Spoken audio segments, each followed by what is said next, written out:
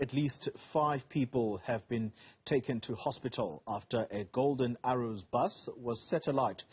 this morning in the township of Nyanga, that's in Cape Town. This comes as taxi associations, CATA and Codeta, are planning to march to the offices of the Western Cape Premier, Winde. Nasiphi joining us live now from Cape Town. Nasiphi, good morning to you. Earlier, you were in Nyanga witnessing the events that we saw much earlier with the fire bellowing from that bus that was set alight.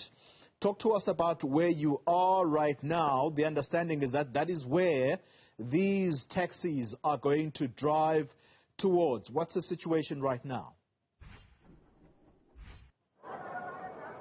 Well, Oli, what I can tell you is that the various taxi ranks that we have been to in Nyanga, including here in Cape Town, resemble a ghost town, as many of those taxis that are affiliated to CATA and Codeta associations are currently camped right in front of me, and behind me are some of the drivers that will be embarking on this march, as you mentioned, to the offices of the Premier to hand over a memorandum of grievances. At the top of that, a memorandum of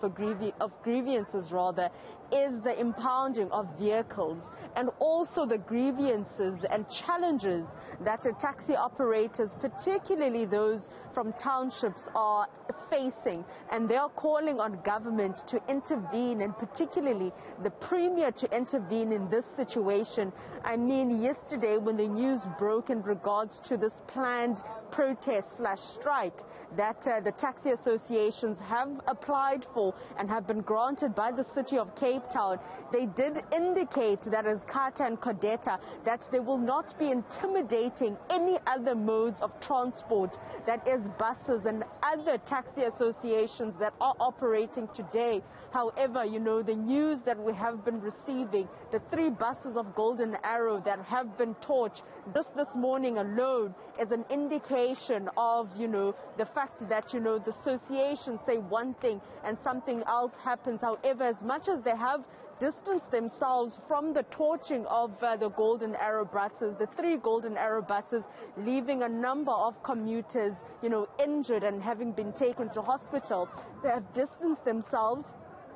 going as far as saying that, or this is CATA, the spokesperson saying that should they find that any of their drivers is responsible for this, they themselves will take that driver to the police station to, hand them over. However, just not too long ago, we were speaking to a private taxi operator whose taxi has been smashed. He went as far as saying that a taxi that had a badge of CATA was the one that parked next to him and smashed the windows of his vehicle, going as far as saying for the next couple of days he does not know how he's going to feed his family, and he understands the frustration that these 2 associations are feeling. However, the ripple effect of it should not be felt by associations that are currently not protesting. So not only are commuters, feeling the brunt, taking into account that there are no taxis operating, and the buses in Nyanga are operating from the entrance of the community and also the police station, meaning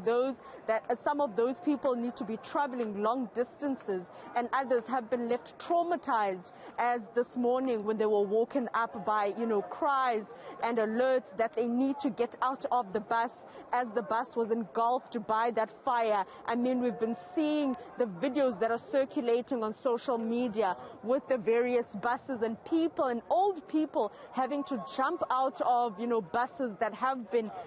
stoned. At this very moment, it is still not clear whether or not it was indeed the operators or the taxi operators that are protesting today, but we do know that there is those suspicions. But the taxi associations have distanced themselves, saying that they will be the ones personally taking their drivers, should they be found responsible, to the police station for further investigations. Nasiphi, it's not the first time that these associations have landed themselves into trouble, if you like, and I'm speaking here about the period during which the transport minister had to intervene himself. I'm not sure what the issues were at that time, but you will tell us about what it is that the Premier of the Western Cape can do if efforts by the Transport Minister fall on deaf ears whenever these associations are unhappy about one or the other thing. They then go and affect other modes of transport. What is to be done with taxi drivers from Cape Town? Well, Xoli, you're referring to the friction or the tension and the fighting between CATA and Codeta a couple of months ago, where they were fighting over routes that saw the Minister of Transport, including the MEC of Transport, coming to the Western Cape, meeting with these various taxi associations, following a number of people that died in Cape Town, in the streets of Cape Town, due to that taxi violence. Not only taxi drivers and taxi owners, but also commuters that were caught in the crossfire.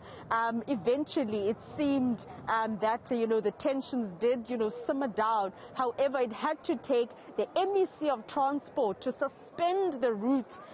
in Bellville for these various taxi associations that did not sit very well with the associations, including the owners. But now that they are back en route again, we are again experiencing this where, you find that as much as they have grievances, that is CATA and Codeta, they are not the only associations that operate in the streets of Cape Town, commuting the working class to and from work. And, Xoli, speaking to that, those two very emotional women this morning, saying that they literally saw their lives flash before their eyes when they were woken up by a female telling them that there is fire, and not knowing where to go and having to just find an escape route, and seeing their fellow commuters that they travel with on a day-to-day basis,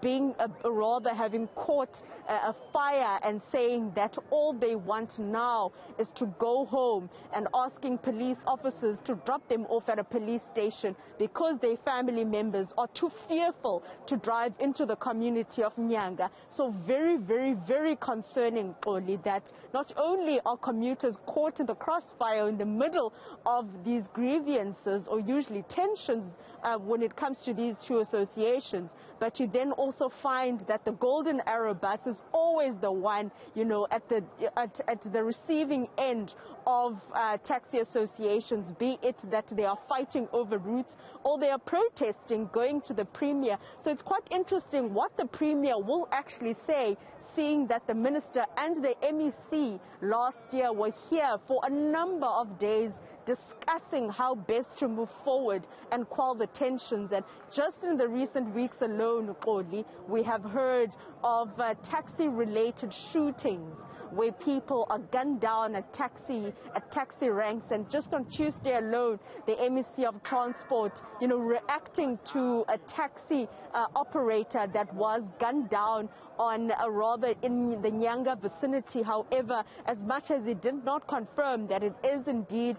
taxi related, he did say that they are not ruling it out, and they are hoping that SAPS works around the clock to conclude that, and obviously, inform them in regards to the motives behind that shooting on Tuesday. Nasiphi, thank you very much for that comprehensive update live for us in Cape Town.